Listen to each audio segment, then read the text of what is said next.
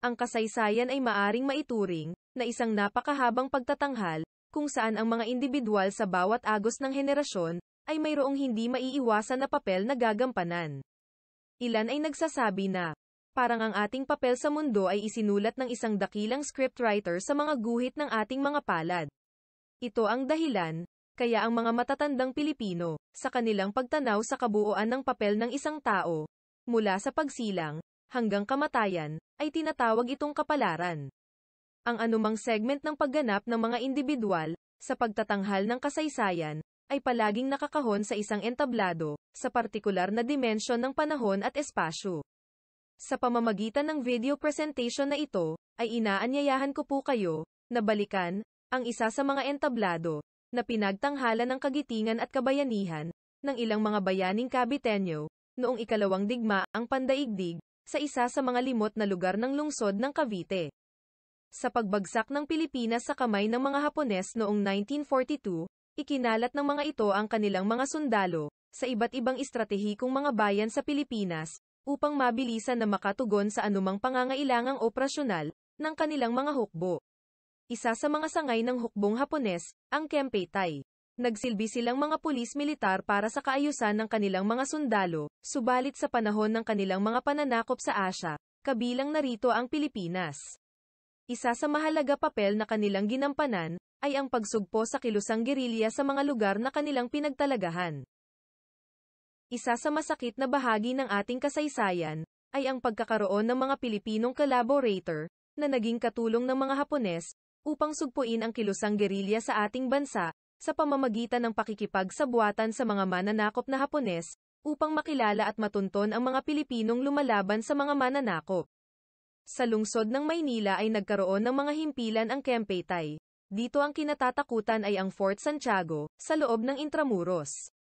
Sa nasabing lugar, naganap ang mga labis na pagpapahirap, at paghatol ng kamatayan sa mga bayaning Pilipino na hindi natakot na labanan ang kapangyarihan ng mga mananakop. Sa taong 1944, sa pagbabalik ng mga Amerikano sa Leyte, nadagdagan pa ang kampo ng mga Kempeitai, dahilan sa maramihan nilang pang-aaresto. Sa hilaga ng Maynila, naging himpilan ng Kempeitai ang gusali ng Far Eastern University, kung saan ang isa sa mga naging detenido rito ay si Mrs. Josefa Llanes Escoda. Sa Timugang Maynila, ginamit na himpilan ng Kempeitai ang mansyon ni Dr. Boldemero Rojas, sa Kalye Corte Baitarte kung saan, dinadala ang mga pinaghihinalaang mga gerilya, mula sa probinsya sa Timugan ng Maynila.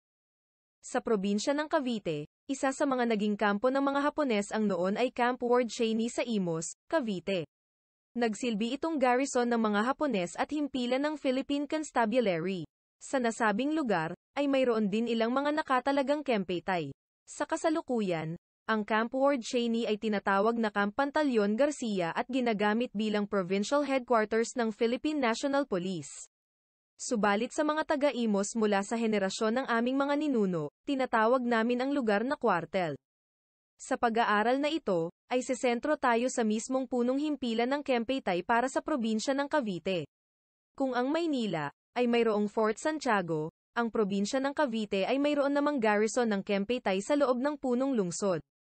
Ang mga dokumento na natagpuan ng researcher, ay nagpapakita ng isang nakakatakot, at kalunos-lunos na naratibo, ng mga bayaning Caviteño, na sinawing palad na mabilanggo at pinatay sa nasabing lugar. Sa pag-aaral na ito, una, nilalayo nito na tukuyin kung talagang existido, ang himpilan ng Kempeitai sa loob ng lungsod ng Cavite. Pangalawa, makatukoy ng mga pangalan ng mga tauhan, at ilan sa kanilang mga naging karanasan, bilang bahagi sa pinag-aaralang naratibo. Pangatlo, tukuyin ang eksaktong lugar at anyo ng nabanggit na himpilan ng Kempeitai sa lungsod ng Cavite. Sa proseso ng pag-aaral ay sinoysoy ng researcher, ang mga records mula sa mga hukuman ukol sa ginawang pag-uusig laban sa mga sangkot sa kaso ng mga krimeng pandigma, na ginawa ng mga Hapones laban sa mga mamamayang Pilipino. Ang ilang mga dokumento, mula sa records ng mga nasabing paglilitis, ay mayroong mga entries, kung saan nabanggit ang himpilan ng Kempeitai sa Cavite. Sumunod na batis na ginamit ng researcher sa pag-aaral ay ang desisyon ng Korte Suprema, ukol sa apela ng dalawang Pilipino na taga Cavite, na hinatulan ng treason o pagtataksil sa bayan, sa pamamagitan ng kanilang kolaborasyon sa mga Hapones. Ang unang batis na ating gagamitin ay ang desisyon ng Supreme Court na Peoples of the Philippines versus Arsnia Nunez. Ito ay ukol sa apela ni Arsnia Nunez na paalang-sala ang hatol ng People's Court na siya ay nagkasala ng pagtataksil sa bansa. Sa nasabing Supreme Court decision ay pinagtibay ng Korte Suprema ang ginawang hatol ng hukuman laban kay Nunez. Si Arsnia Nunez ay taga-Pasong Kawayan, General Trias, Cavite. Nanirahan sa Cavite City, kung saan kinasama niya si Magno Garcia, na isang mestisong Hapones, na isa sa mga tauhan ng Kempeitai sa nasabing lungsod. Isinalaysay sa desisyon ng Supreme Court ang aktwal na kasalanan ni Nunez. Noong Hulyo taong 1944, ay nagkaroon ng pagsosona sa Barrio Tapia, General Trias, kung saan si Nunez ang nagturo sa mga Hapones kung sino-sino ang mga gerilya sa nabanggit na lugar. Ilan sa kanyang mga itinuro ay ang mga sumusunod: Carlos Guarin, Cayetano Asistors, Junicio Carandang, Carlos de los Reyes, Junicio Asistors, Severino Portuguese, kung saan ang mga dinakip sa nasabing baryo ay isinakay sa truck ng mga Hapones at dinala sa Cavite City. Mula sa Supreme Court decision, matitiyak na natin na ang pinagdalhan sa mga pinahihinalang mga gerilya mula sa General Trias ay sa loob mismo ng Cavite City. Para sa lalong ikalilinaw ay ipapakita ko po sa inyo ang mapa ng Cavite City na inihanda bilang operational map ng US Armed Forces sa kanilang aksyong militar para sa tinatawag nilang liberasyon ng Pilipinas. Sumunod na katanungan, saan ang eksaktong lugar na kinaroroonan ng Kempeitai Headquarters sa loob ng Cavite City? Isa pang desisyon ng Supreme Court ay ang kaso ni Valentin Trinidad Bagalawis, na nahatulan din sa kasalanang pagtataksil sa bayan ng People's Court noong matapos ang digmaan. Si Valentin Bagalawis ay isang dentista sa distrito ng San Roque at isa sa mga miyembro ng Partido Sakdal, kung saan bago magkadigma, ay tumakbo sa isang electoral na posisyon para sa nasabing munisipalidad. Sa pahayag ni Honorio Kermi, sa People's Court ay direkta niyang sinabi na si Valentin Bagalawis, sa panahon ng pananakop ng mga Hapon ay kasama ng mga sundalong Hapones, at noong si Kermi ay dinakip at dinala sa garrison ng Kempeitai sa distrito ng Caridad, sa Cavite City, si Bagalawis ay isa sa mga nag-imbestiga sa kanya. Ang pahayag ni Kermi, sa People's Court, laban kay Bagalawis ay nagpapakita sa atin, na ang tiyak na lokasyon ng garrison ng Kempeitai ay nasa distrito ng Caridad sa loob ng Cavite City. Isang bagay na kailangan nating makita sa pag-aaral na ito, ang eksaktong lugar sa distrito ng Caridad, kung saan naroroon ang garrison ng Kempeitai sa Cavite. Mula sa file ng Markham Guerrillas, na ang mismong operasyon ay sa loob ng Cavite, ay gumawa sila ng isang pagtatanda, sa isang pre-war na mapa ng Cavite City, kung saan nila minarkahan ang lahat ng posisyon ng hukbong Hapones sa loob ng lungsod. Sa mapang ginawa ng Markham Intelligence Guerrillas, na noong panahon ng Hapon ay lihim na nag-ooperate sa loob ng Cavite City. Matutunton natin ang eksaktong lokasyon ng garrison ng Kempeitai sa distrito ng Caridad. Ang una nating gagamitin na palatandaan sa mapang ito ay ang kinaroroonan ng Caridad Elementary School, na ngayon ay tinatawag na Ladislao Diwa Elementary School.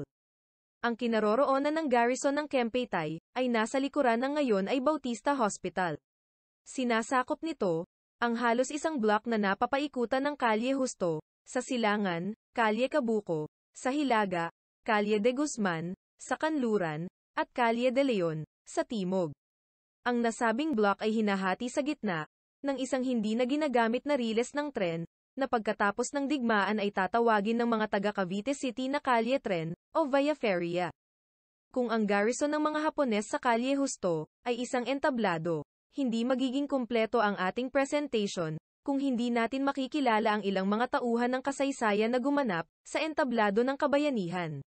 Sa bahaging ito ng video, ating titingnan ang ilang mga salaysay ng mga nahuli ng mga Hapones sa probinsya ng Cavite, at ang kanilang mga naging karanasan sa loob ng nakakatakot na piitan. Ang isang grupo ng mga napiit sa garrison ng Kempeitai sa Cavite, noong ika-31 ng Desyembre taong 1942, ay ang mga gerilyang sina Jose Titong, Guillermo Manalo, Zacarias Saroca, Roman Aristors, na dinakip ng mga Hapones sa Barrio Siraguelasan, General Trias, Cavite. Isinalaysay niya ang kawalan ng pagkain sa loob ng bilangguan, sa loob ng 13 araw nilang pagkakabilanggo sa lugar. Ilan pang karagdagang impormasyon na aking ipapakita, ang ilang mga salaysay ng mga Pilipino na nabilanggo sa garrison ng Kempeytay sa Cavite. Ang makikita ay ang salaysay ni Ladislao Hoya, mula sa bayan ng Tanza, Cavite. Si Hoya ay isang mataas na pinuno ng Ernie Guerrilla, na ang operasyon ay sa bayan ng Tanza. Sa kanyang salaysay sa War Crime Commission sa Maynila, ipinahayag niya, na siya ay 4 na beses na dinakip at ikinulong ng mga Hapones sa iba't ibang lugar, na dito ang garrison ng Kempeytay sa Cavite City ay isa. Sa mga nasabing lugar, siya ay pinahirapan ng mga Kempeytay ng labis-labis. Mula sa sulat kamay na pahayag, sinasabi na ang kanyang pinsan na si Susano Tanael na taga San Antonio, Cavite ay hinahanap ng mga Kempeytay. Nang mahuli si Tanael ay dinala sa garrison sa Caridad, kung saan ito ay itinali sa loob ng 15 araw, at halos mamatay.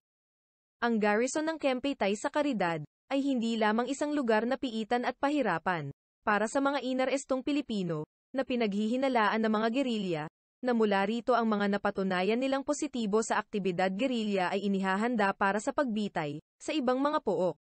Mahalaga na malaman, kahit ang ilan sa mga pangalan ng mga bayani ng Cavite, na ibinigay ang kanilang mga buhay, para sa ating bayan. Ang mga nakalagay sa talaan, ay ang mga gerilyang markang na napiit at pinahirapan sa garrison ng Kempeytay sa Caridad, Cavite at kinalaunan ay nahatulan ng kamatayan, Teniente Coronel Jose Santos, Kapitan Perperio Bautista, Kapitan Fortunato Manipis, Kapitan Zacarias Saroca, Kapitan Domingo Reyes, Segundo Teniente Emiliano Ormido, Segundo Teniente Eulogio Camutan, Segundo Teniente Roman Aristors, Segundo Teniente Theodore Cruz, Sargento Abelardo Abel, Corporal Julian Lamoso, Private Inarak Bernal. Karagdagan pa sa listahan ay ang ilang mga taga Cavite City na nasa pangkat gerilya, sa ilalim ng pamumuno ni Captain Charles Hope, at ito ang mga sumusunod: Felix Kivaski, ang alias ay Captain Charles Hope, Dominador Espinosa, Celestino Santa Elena, Eulogio Florendo, Carlos Birch, Diosdado Semont, Romulo Yamedo, Manuel Dunado, Gaines Vidal, Leonard Von Glesch, Virgil Amador, at Pablo Catdevilla. Sa pagkakataon na ito, ay ating babalikan ang kinaroroonan ng mismong compound na minsang naging garrison ng Kempeytay, sa Caridad, Cavite. Sa superimposed photo na ito, ay makikita natin ang mga sumusunod na panandaan. Una ang Caridad Elementary School, pangalawa ang kinalalagyan ng kasalukuyang Bautista Hospital, at ang likuran kung saan nandoon, ang Calle Justo, kung saan nakatayo, ang dating bahay na ginawang garrison ng Kempeytay, sa Caridad.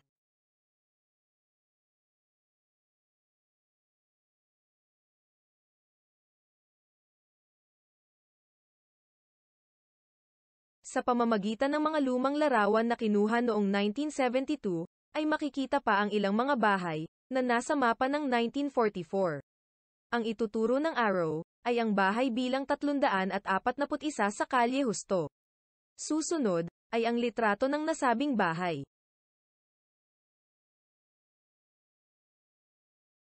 Ang susunod na ituturo ng arrow, ay ang bahay na may bilang interior 343, na nasa likuran ng malaking bahay na mismong nakaharap sa Calle Justo.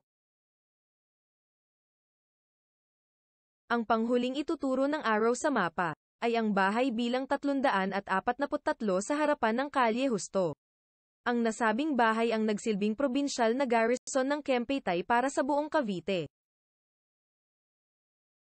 Ang susunod na inyong makikita, ay ang layout ng silong ng bahay bilang 343.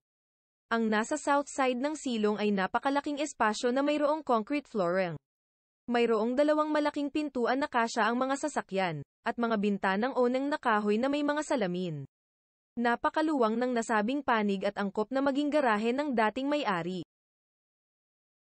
Mula sa south side ng silong ay nagiging hangganan nito ang isang napakalaking dingding, na gawa sa matitigas na kahoy papunta sa isang hagdanan na bato, at hagdanan na gawa sa matitigas na kahoy, Papanhik sa ikalawang palapag. Ang north side ng bahay ay isang enclosed area. Ang sahig nito ay gawa sa makinis na tiles na kulay pula, na makikita ninyo ang pattern sa larawan na ito. Ang mga bintana ay sliding na gawa sa kahoy na may pattern ng kapis, subalit ang mga bintana nito ay mayroong mga harang na malalaki at matitibay na mga bakal.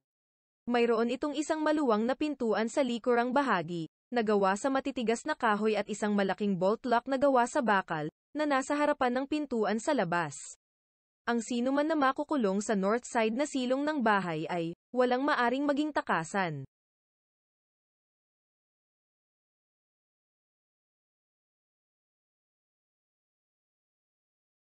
Sa Diaryong Free Philippines, na may petsang, April 12, 1945.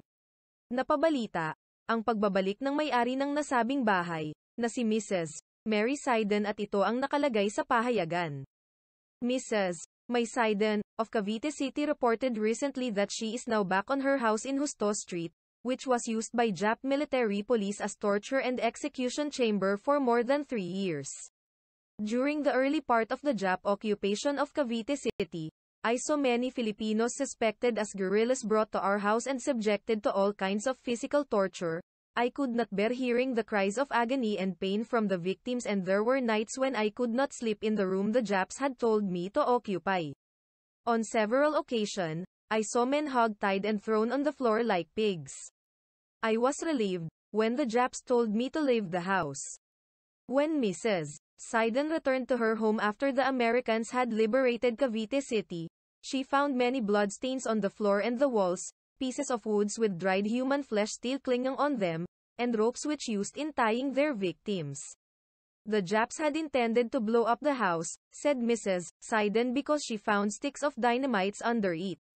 Noong mga unang taon ng 1950s, ang kabuuan ng compound, na minsan naging garrison ng Kempeitai sa Cavite City, ay binili ng Iglesia ni Cristo, upang maging kanilang pangprobinsyang opisina, sa Cavite, at pabahay sa mga ministro na nakatalaga sa Cavite City. Makikita ang original na purpose, ng nasabing lugar sa label, na makikita sa Google Street Map. Ang hilagang bahagi naman ng Justo Street, noong mga unang taon ng 1970s, ay pinagtayuan naman ng simbahan, na tinatawag na St. Peter Parish Church. Sa pagtatapos ng video presentation na ito, muli ko kayong inaanyahan na tingnan ang transformasyon ng Kalye Justo, sa Caridad, Cavite, na minsan ay naging entablado, sa pagtatanghal ng kabayanihan ng mga dakilang Caviteño, na lumaban para sa preserbasyon ng ating kalayaan, sa isa sa mga madilim na panahon ng ating kasaysayan.